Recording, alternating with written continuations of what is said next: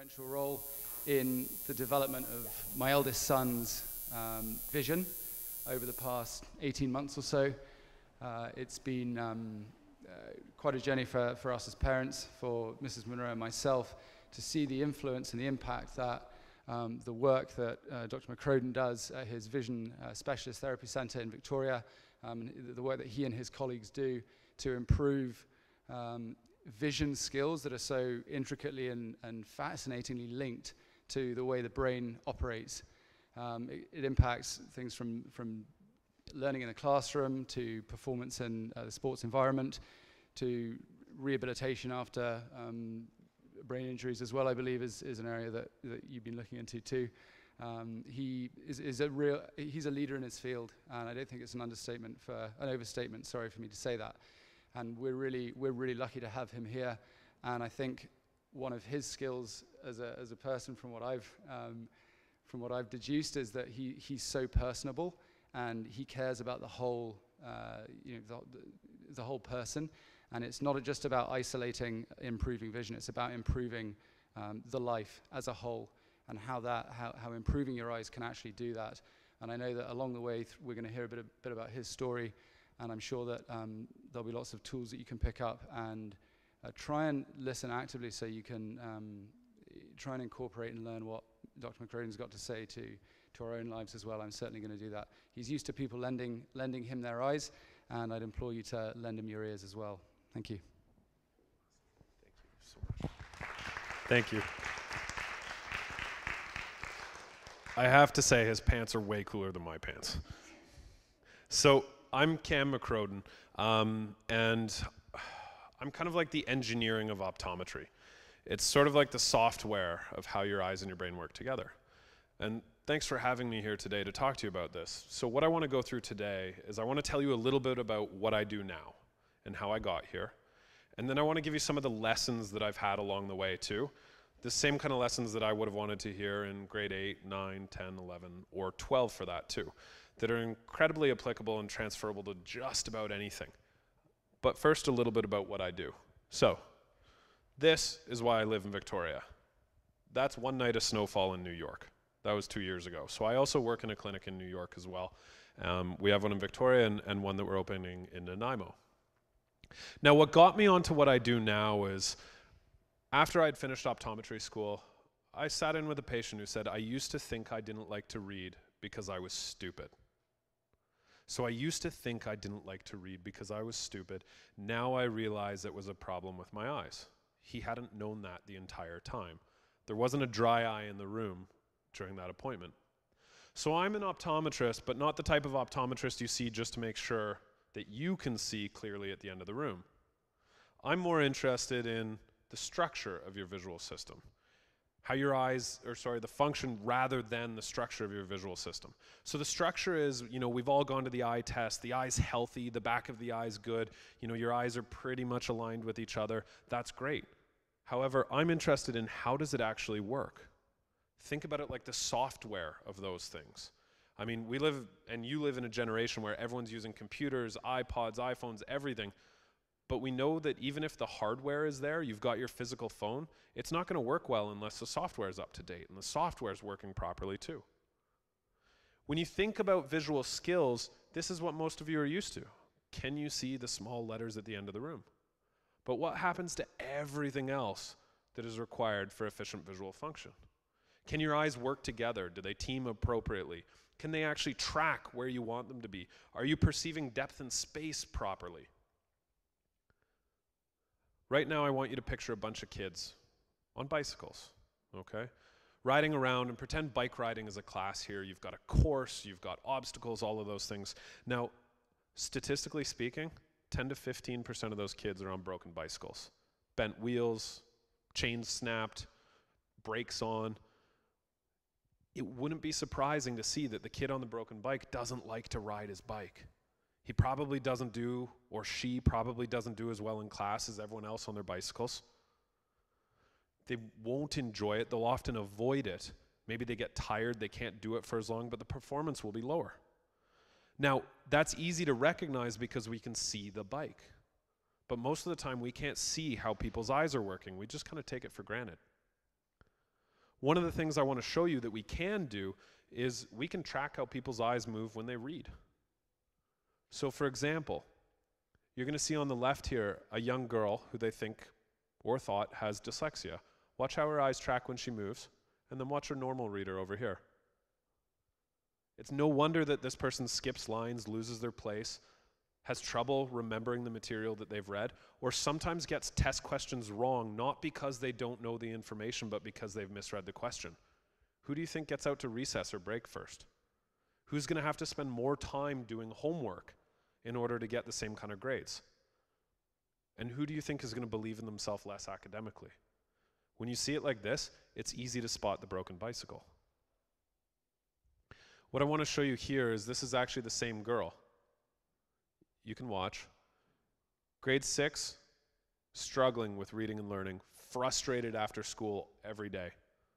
Her mom actually told me at one point that she would threaten to set her mom and sister on fire in the car. She was so upset by the end of the school day. But imagine if I read you this story out loud in the same ways that her eyes are tracking through it. You'd be frustrated with me. You'd stop listening. It'd be hard to make sense of what I was saying. This is how her eyes moved when they worked properly. So she went from learning assistance to actually being on the honor roll when we dealt with that. So the mechanics of eye tracking are often pretty easy to think of, right? You know, the eyes track, they move, that makes sense.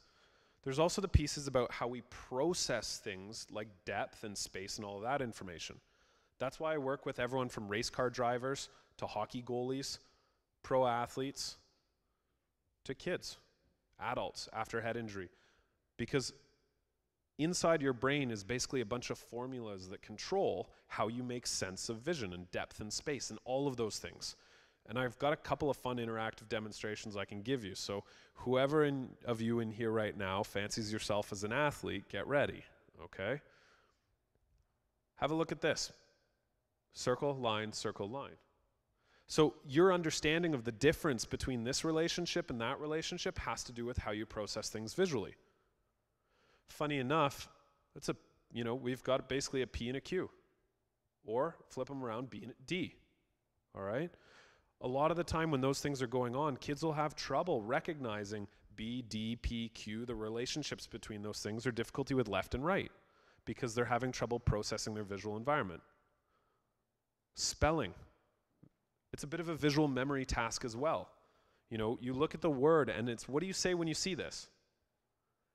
It's not that it sounds wrong, it looks wrong. You're comparing that to the stored visual memories you have of what the word memory should look like. And then you're making that comparison, and that's what gives it to you. Now imagine if when your eyes were tracking, they always mixed up words. So sometimes you never even got consistent images of the same words. It gets really hard to develop a good visual memory for things like spelling. The other thing I want to address with this is behavior is secondary. So if we go back to the broken bicycle, it'd be easy to understand that kid hating the bike, or doing worse in class, or not being able to ride for as long, or not even wanting to go to class with the bike because everyone else is riding the amazing bikes that work, and we're stuck on the one with flat tires and the bent wheel. So oftentimes behavior is secondary. It comes up afterwards. A couple of the things that you can look out for these pieces, double vision is obvious. But there's a lot of people who actually experience words sometimes moving or shifting on the page, but they don't know it's not normal. One of my mentors saw 2 pages. He saw 2 books until he was 13, but he thought everybody saw 2 books and just read off of the one on the left. Because you have no idea how to experience it any way other than how you have. It's like if the only bicycle you'd ever ridden was broken, and you never knew that bikes that weren't broken existed, you'd think that's what bike riding was, because that's all you've ever known it to be. So skipping and repeating lines when reading is a big one. If you need to read with a finger or a ruler, or someone does, that's often because your eyes can't keep their place, so you use your finger to keep the place instead. Slow reading and poor comprehension often comes up, or skipping over small words when people are reading. A couple of the other pieces that come up: difficulty copying from the board, light sensitivity, clumsy, and sometimes sports can become difficult. Not in every case. You'll see some people where their eyes work great for sports, hand-eye coordination for that is fantastic, not on the page. 2 different skill sets.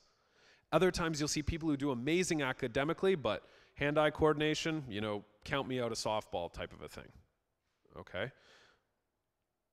Headaches and migraines are a big one, and there's some ways to actually, you can tell if it's visual right away with it. Letter reversals, people avoid it, same with the broken bike. If we want to talk about the percentages of people affected with these things, for school-aged children with learning-related visual conditions, it's about 25% of kids at school have something going on. For me, I would have been able to read and pay attention much better in class. I did great in school, but I read about 3 pages at a time all the way through university. I just thought that I was active and always needed to get up and have tea or make food or anything, but I went about 3 pages at a time. Having now addressed this, when I'm actually wearing glasses that make my eyes more efficient, I can sit and read a whole book. It's awesome. But I would have gotten in a lot less trouble in school. If we talk about people who struggle with reading, what the studies have shown is those that are lacking visual skills, it's almost 80%. So it's big. And the important part to this to me that I haven't really told you yet is that my sister struggled with a lot of these things through school. We had her eyes checked, we had everything else checked, and they ruled it all out. They said it's fine. Now that got worse after a couple of bumps to the head and concussions playing soccer. But the attitude at the time was, your eyes seem fine, you can see clearly, you just need to toughen up and work through it. Clearly you're not working hard enough because you seem smart otherwise. We can't figure out why your grades are bad. School is frustrating. I was saying earlier, I can still remember the sound of a hairbrush flying past my head in the middle of the hallway after a school day. Because again, if you're put into an environment on that broken bike where everyone else has a bike that works, it's going to get frustrating very quickly. A couple of statistics in terms of cost of these things, which are pretty high. But a key part is that these vision conditions can look like so many other things. It shares a lot of symptoms with things like dyslexia, attention issues, okay, dysgraphia, writing problems. And even when we're testing these things, what's often forgotten right now, and a thing that I'm championing in terms of my life, is that when you're testing for any kind of learning trouble, the individual's difficulties really must not be better explained by developmental, neurological, sensory, which is vision or hearing. Now what we're looking at here is a combination of vision and neurology, because it's how your brain controls your eyes. But most often that's not always ruled out. Now I want to show you something kind of cool, because I'm a nerd for this stuff too. And I think that's where the engineer in me came in the beginning. If you watch somebody's reading, that's the left eye, that's the right eye, and you can actually watch them tracking. So see how those 2 eyes are doing the same thing on the page? Okay, pretty cool. See how these 2 aren't? Okay, this was a grade 4, really struggling with reading. So often when she's trying to read, 2 of her eyes are moving to different spots and giving conflicting information about what's on the page. We can also look at things where it actually spits out the data of how somebody's eyes move when they read. So she finished high school, Anna finished high school, and she's happy to share this part, reading at 83 words a minute. Her work took her a lot longer than anyone else. She often made mistakes, and she was a brilliant piano player, but she could not sight read to save her life. She always had to memorize it. Things were all over the place. Now she actually reads at 380 words a minute. I've got the finish up one. It's actually really, really cool. And university is a doable thing. So same kind of piece here. This is the same student. 148 words a minute to 247 when they work properly. But if you actually look here, let me show you this.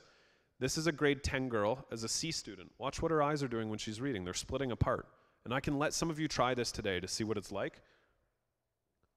This is her as an A student in grade 11. But you know what she said to me her favorite part was? She could now wear a skirt because her legs weren't always bruised, because she wasn't always bumping into things. Because her vision issues were also causing her to be more clumsy. Doesn't do it for everyone, but in her case, she often bumped into stuff, because guess what tells you where the end of the pew is? It's not your ears, all right? If your system's not figuring that out visually, you won't know where that is. You know, that goes for a hockey puck, a softball, all of those things too. But you can watch here, she went from, at first, she had 60% comprehension on true or false, so that's 6 out of 10. And on true or false, most of you should realize pretty quickly, you're like, well, that's about guess rate. So she read the paragraph of new material, and she was basically guessing on the answers while reading slowly. When things work properly, sorry, here we go. When things work properly, she's getting 90% comprehension on new material, reading at a faster rate too. So that's my work, and that's from the reading and learning side. I'm going to show you a couple of quick pieces from the head injury side too, because then knowing a little bit about what I do now is really going to help for the journey of how I got here. Yes?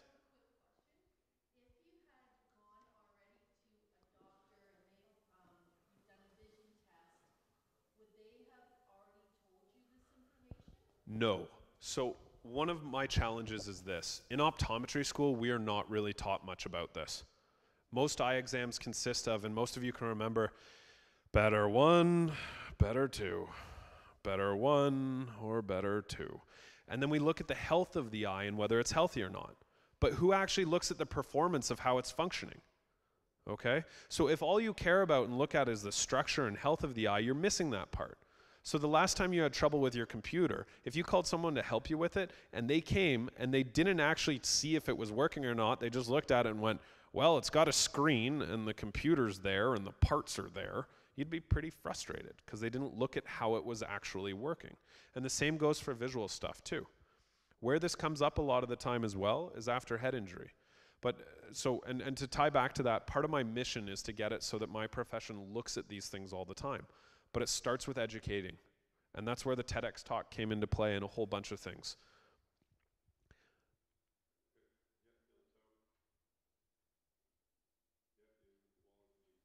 Okay, so any Doogie Housers in here? Is that reference too old? Anybody have an idea of what might be going on? Shout out, yeah. Cool, and any idea why? Like what would you think if balance is off? What system do we think of? Cool, so I mean you're almost doing better than most doctors are already, because usually when we look at that we think inner ear, right? But the really cool part was, and you almost beat me to this, if you change how he perceives depth and space, now balance and stuff actually works well.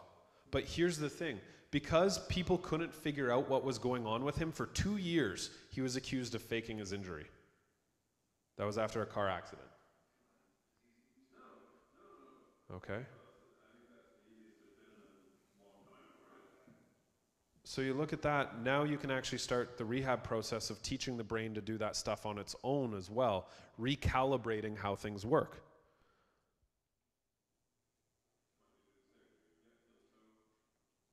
So when you watch it side by side, it's actually pretty incredible between the two things.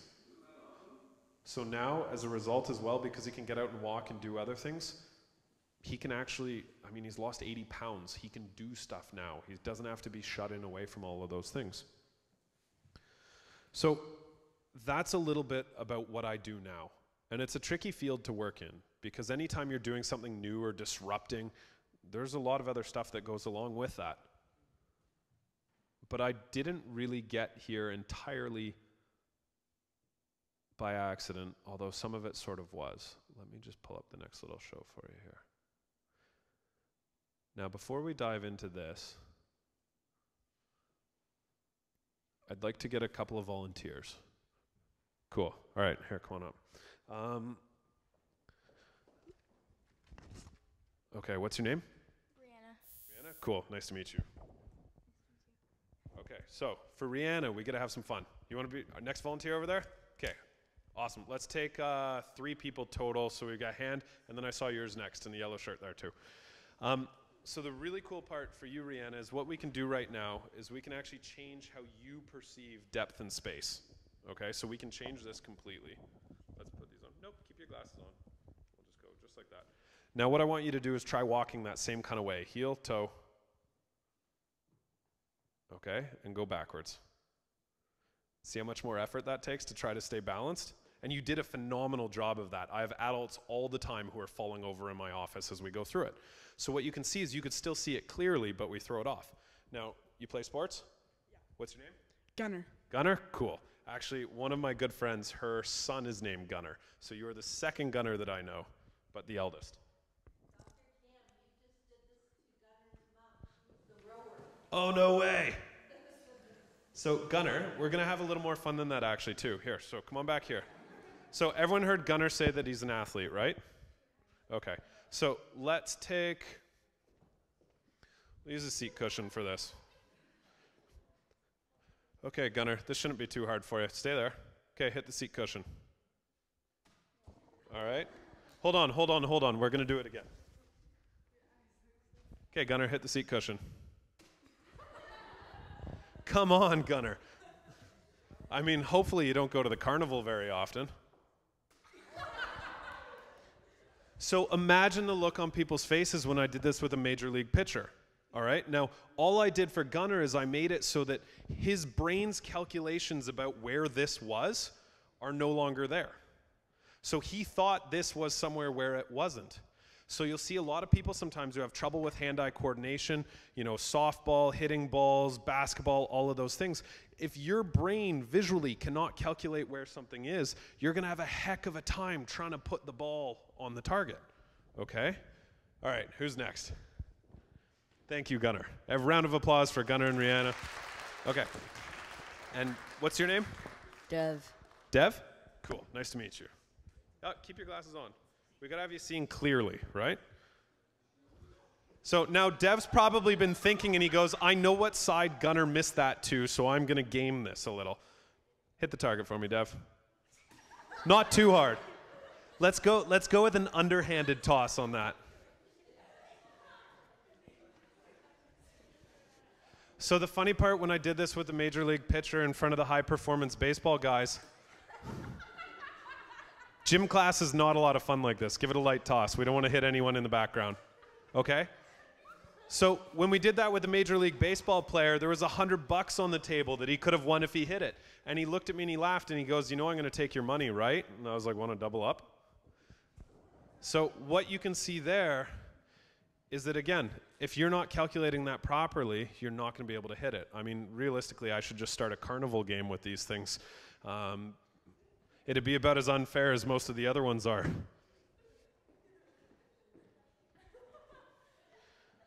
So there's also a couple of other ways we can do this, and I'm going to pass this around to you now. I'm going to set this up.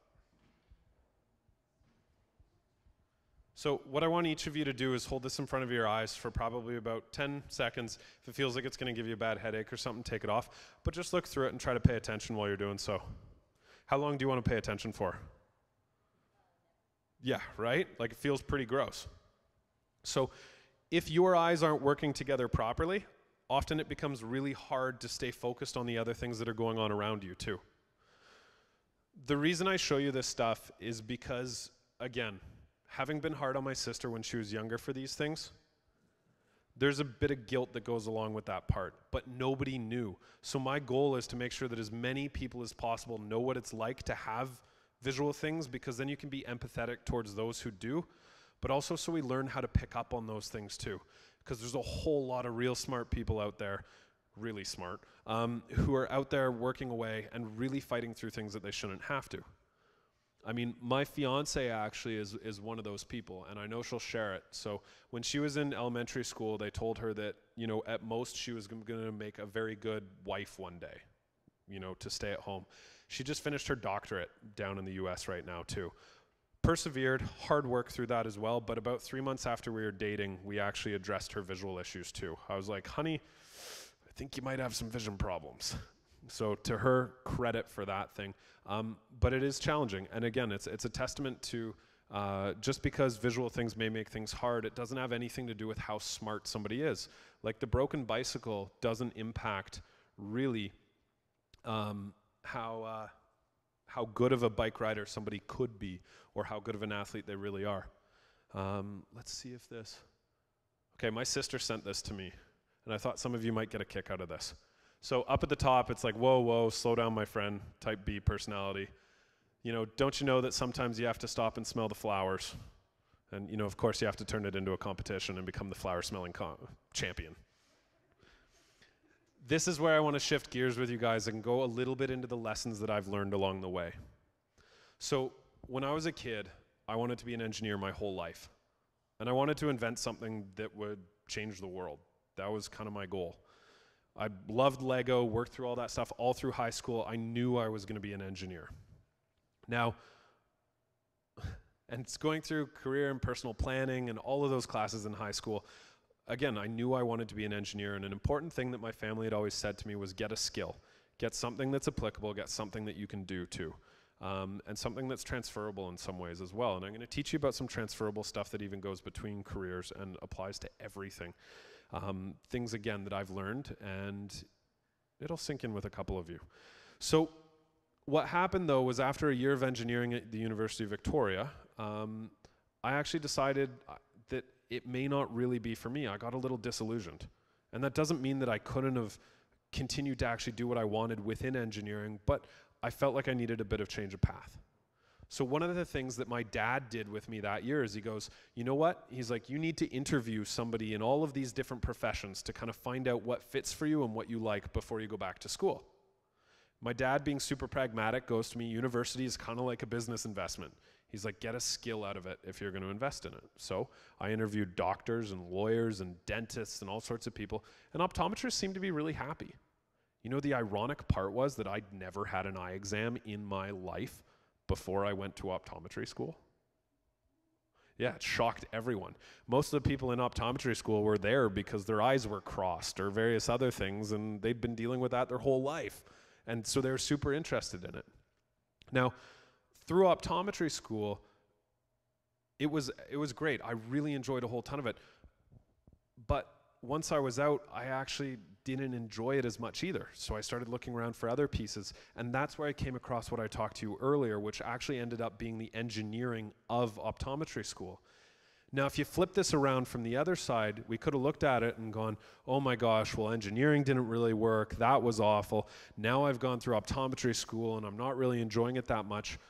But actually what came out of all of that was better than the sum of the parts. So, you know, those kind of little misnomers along the way, or the little pieces that I didn't think were that great or I was upset about at the time, actually ended up being some pretty amazing things.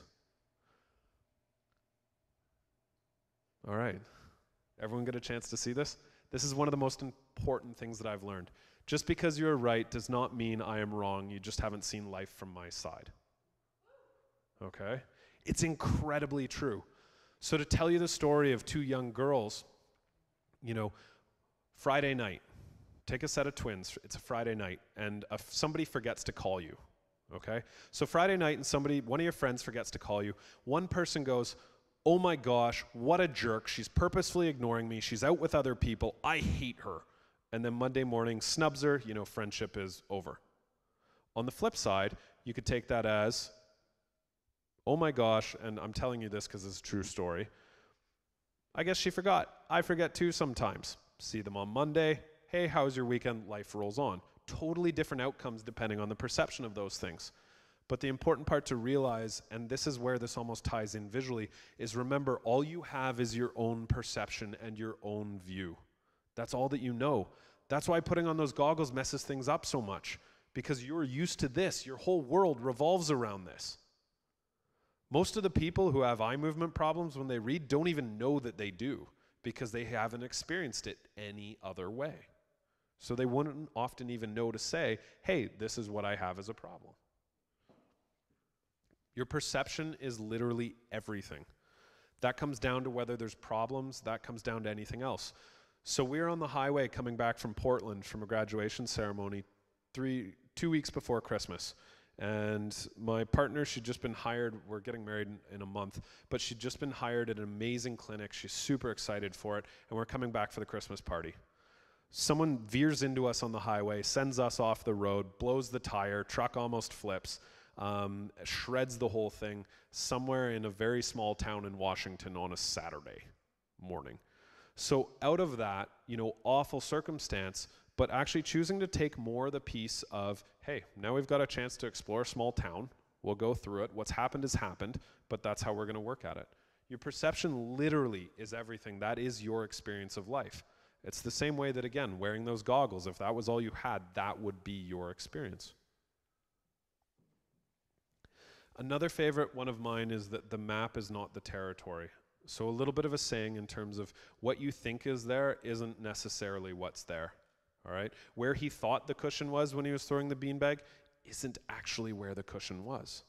So this is a perfect example of don't judge things purely by that piece that you have in front of you or what you think is there, it doesn't mean that that's actually all there is.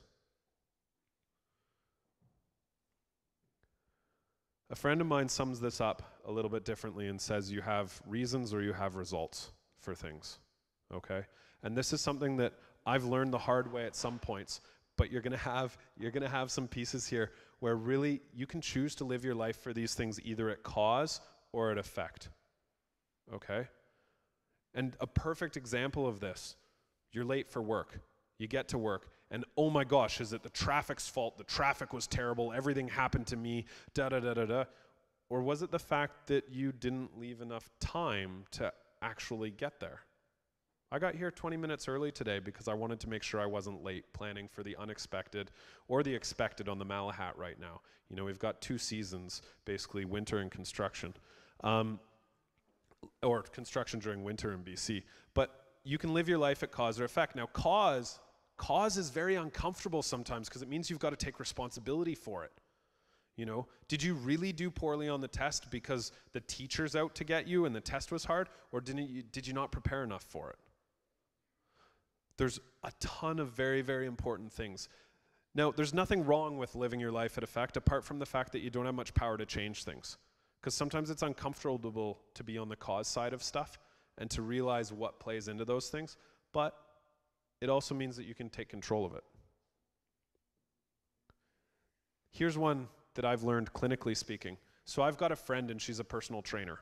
She's got some of the worst eye movement I've ever seen in my life, and her reading is awful. But she's convinced that she never needs to read. I help people work out. What do I want to read for? So it's not really a problem. So one of the things that I've learned through a whole ton of stuff is, again, for most people, it's not really a problem unless it's a problem. And that comes down to that perception piece too. You can't pretend to know what is or isn't a problem for someone else unless you actually ask them why. It's the same reason that you don't know why somebody did something unless you ask them. So from my line of work, I can't assume that it's a problem for them unless it's a problem when they're in my room.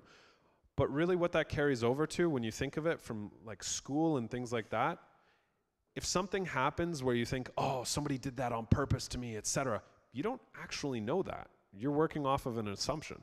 So unless somebody tells you that's what's happened, I mean, you may as well assume that it's not. When I'm driving and I get cut off, I just assume that that person's on the way to their hospital to visit somebody who's, you know, a loved one who's dying. Because why would I assume anything else for that? It really just makes my day more miserable. The other part, don't be afraid to challenge the status quo, okay? What I was taught in school is that most of what I do now and what you guys have now experienced was total quackery and was not, you know, just wasn't a thing. And then nobody really practices or does anything with it either. So don't be afraid to challenge those things. You know, there's a certain sense of purpose and a certain piece there that's actually really important. So don't get stuck in everything just because everyone's doing it. Now that said, do those things intelligently as well. But don't be afraid to challenge that. This is a big part. Play to your strengths. You know, you want to work on your weaknesses. You want to work on what we call your goats. You want to round those things out. But as far as strengths, when you get to know and you develop your strengths, and when your teacher's talking to you about transferable skills that go between different things, that's a huge part of it. So I used to do a lot of work in sales. I've worked at fishing lodges. I can clean a salmon faster than anyone you've seen. But a lot of the skills that I learned in those environments actually transfer to everything else. You know, I learned to connect with people at a young age for that, but part of how I learned it was because I wanted tips, because I had to pay for school. So I tried to be funny and connect with them and learn on those things. But it helped, and it helps for things. I mean, when I was volunteering in high school in a retirement facility, I learned an incredible amount of compassion. But that transfers, because how many of you have been to medical appointments where, you know, it's like, duh. You know, it almost feels like the person there doesn't really get what you're talking about or what your concerns are at all. All right? I start out every appointment with, what are you hoping to get out of today's appointment? Like, what would make today great for you? But those are the type of skills that are transferable, and they go between careers. They go between jobs. It matters for home, it matters for personal relationships, it matters for friendships too. And if you think back to a couple of the things we hit beforehand, in terms of, your perception isn't always what's there, that applies to all of those things. And understanding that somebody's perception of that, how they see it, is really how they're experiencing it. So learn your strengths and play to them, okay? And part of what that turns into is you end up surrounding yourself with other people who help fill in some of those weaknesses, and you can work to develop them a little bit more too. This is probably my favorite one. Every problem is actually a lesson. Literally. And my take on that is that when you have a problem in your life, it's literally there for a reason. And there's two things that are going to happen. Generally, you're going to learn from it, and you're going to take something away. Or you're going to ignore it, move on, and that same problem is going to come back in a much bigger fashion later on. This, honestly, when we talk about how important your perception is, if you see every problem you have as a potential lesson for things, it also changes problems. Problems are no longer bad, they're good. They're actually there to teach you something about what's going on. Now, when something's going on, this is a real hard one to remember sometimes. But sometimes if you can bring it back around to it, I'm sure many of you, most of you, you can think of a time when something happened, when it was a problem, and there was a lesson somewhere along the way in there that you learned that's actually now paid off down the road. This is a huge one, and this is something that I wish that I knew when I was younger, because then I wouldn't have spent so much time obsessing about what the problem was, and I would have actually looked for what is there to learn from this situation. What do I have there? What's been given to me for that? As you run through those things, don't be afraid to take risks that you believe in too, okay? I remember when I was in high school, we spent most of our time trying to fit in with everyone. Most of your energy was, you wanted to fit in. The crazy flip happens a couple years out when all of a sudden everyone wants to stand out. So I hated my red hair through elementary school and high school because there's no shortage of jokes for red hair. You always stuck out. If I got in trouble in class, the substitute teacher was like, it was that kid. Easily identifiable for those things. You know what though? By the time I was 23 years old, absolutely loved it because you stuck out more, and that actually becomes an advantage later on in life too. But what it kind of preps you for some of those things is take risks you believe in for stuff. Whether that's trying out for a team, taking a class, learning a new skill. And I mean, man, these are sounding cliche for some of these things, but do something that matters with it too. Now, part of the reason that I actually didn't really like my work before I got into what I do now is I actually felt like I wasn't really doing anything important for people. And what I realized that when I was a young age and what I liked about engineering was I liked problem solving, but I liked solving problems that mattered. And I liked helping with stuff. And I liked solving things that other people hadn't solved too. So to me, that was really what mattered. And that's one of the reasons that I'm so passionate about what I do. Now, what matters is totally subjective. And that's not what someone else tells you what matters, but something that matters to you. But all of those skills that you build, whether it's personal interaction, organization, all of those things are going to transfer to what you want to do. And again, something that matters to you. Because when you have something that's fulfilling that way, everything else, going to work isn't, it's not a chore. I wish everyone could be so fortunate for that, but I've been in the positions where I've hated work, and I've been in the positions where I love it. And you'll have felt the difference too. And I know I did along my educational journey. Maybe not so much here because of the caliber of people you guys get to work with, but I knew the teachers that felt like what they did mattered, and then I knew the teachers that didn't too, okay? But you feel it everywhere, and so that's where I implore of you, do those things. And my gosh, you don't have to know what that is right now, but kind of pick up on those pieces and build the skills that you can now that'll transfer over for later on too, because it's really, really a pretty cool journey. So when I talk about what matters and we talk about what goes on in our office for these things, there's probably 1 or 2 appointments a week where either the person sitting with me is in tears or I'm in tears as well, because often the impact that has on people is huge. Now, how I got to this point, actually, let's watch this first. Oh dear. How I got to this point, though, literally from the point of view of many other people, would basically, oh, it's not going to play that one, would basically have been like a series of mistakes. Here we go.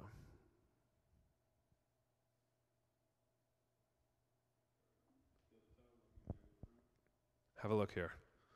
20 plus years, headaches, dizziness, balance stuff.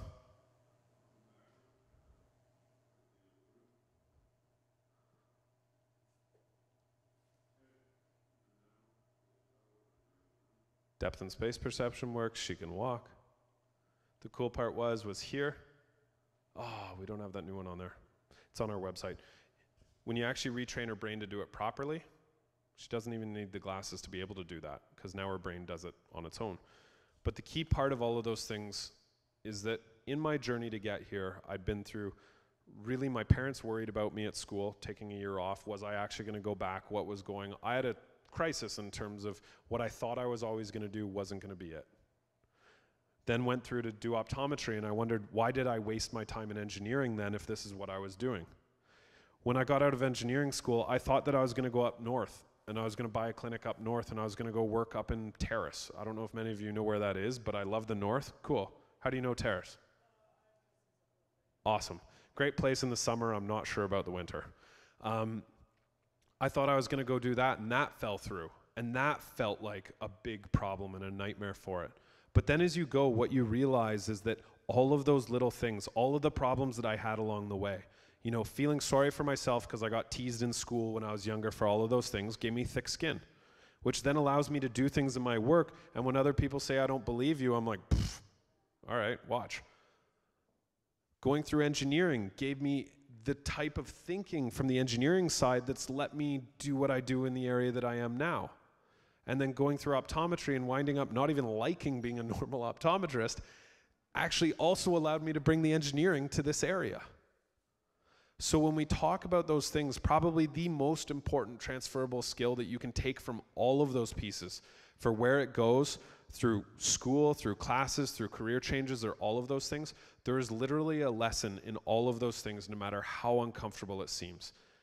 And if you choose to take it and use it, it will work out to your advantage. Now, if you can, the faster you can recognize that, the faster it'll work to your advantage. But the slower you recognize it may still, but it's not really going to work for you until you see it. And there's two important pieces to that as well. If you're over here and we think of time coming this way and something's happened here, okay? You know, it's not Back to the Future. We can't go back. We can't change it. That's happened there.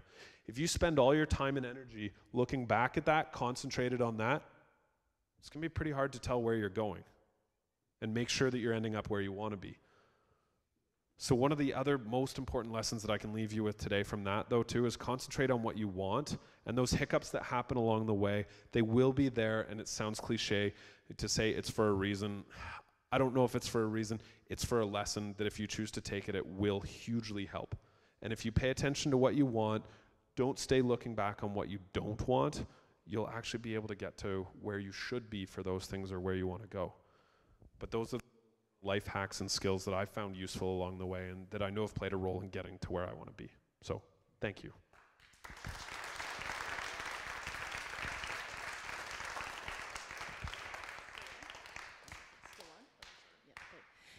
On behalf of Shawnigan Lake School, the grade 8s and the AP Psychology class, and Mr. Monroe and his family, we would like to thank you very much, Dr. McCrodan, for coming to our school and taking the time to speak with us. If you're in grade 8, I hope that his talk resonated with you, because we've been speaking about transferable skills. And so we're going to be doing some things in this upcoming term. You have your planning committees. Hands up if you saw the email to sign up for the planning committees. Okay, so at Shawnigan, you do get sent a lot of emails, and it is your job to check your email. And that was sent on Sunday night. Okay, so you need to sign up on a Google form and join the executive planning committee that you are interested in. And it's based on what you think your strengths are and what your skills might be. Remember we talked about that? So if you're a good communicator, you choose one of those committees where you can apply that skill. And if you are really organized, you choose maybe organizing the conference, right? One of the things that resonated with me from Dr. McCrodan's chat is that his father instructed him or provided him with the opportunity to meet with other people when he was young, right, and interview them. Remember that one of the planning committees is the internal career exploration, meaning inside Shawnigan Lake School, that we are going to be interviewing the teachers and the gardeners and the maintenance men within our midst to find out what is their background and what is their twist and turn. Externally, if anybody ever wants to come visit us or learn about what we do, I'm happy to take the time to meet with any of you for that stuff, okay? Those were some of the most important things that happened to me or that I did along the way. Another thing I just want to touch on is that you are all just starting your journey at the school. And a lot of you in your background, you've come from, one teacher, one classroom, and you've found it pretty overwhelming this term. And so that's okay, but it is important that if you're feeling badly about yourself, I've heard from a grade 10 just today, and the grade 10 told me, well, I'm not going to do well in that partnership for that project because I'm stupid. And he said that in front of about 8 people. And I said, whoa, you got to stop that dialogue. I know you've been telling yourself that for a while, and maybe somebody else said that to you in the house, okay? So we know that teenagers can be sort of mean to each other. We also know that as kids, we've had issues, and you've all come here. This is a fresh start. But if any of this information resonated with you and you feel like, ooh, I would like to maybe find out more about this, then you can come and speak to me for sure. And I can also talk to your parents if it's a specific eye issue. You wouldn't necessarily know, right? Yeah, you may not know. If it does resonate, let me know. The other thing I can tell you too, I changed schools quite a bit when I was younger. And there was hard parts to it sometimes too, but what I actually loved about it when I figured out, so when we talk about the problem and the lesson, when I actually figured that out, the coolest part was that every time I got a new group of people to spend time with, I got to kind of reinvent myself for that.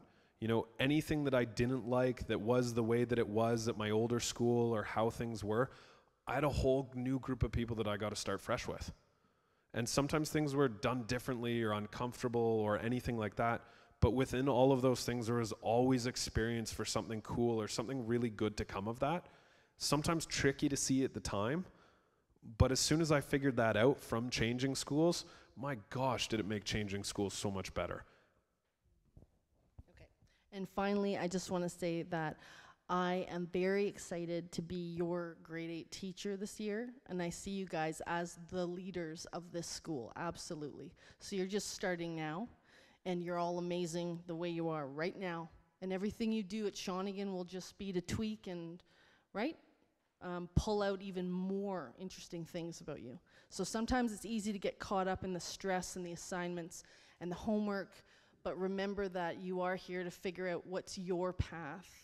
And so I think we should just all give ourselves a round of applause and Dr. McCrodan.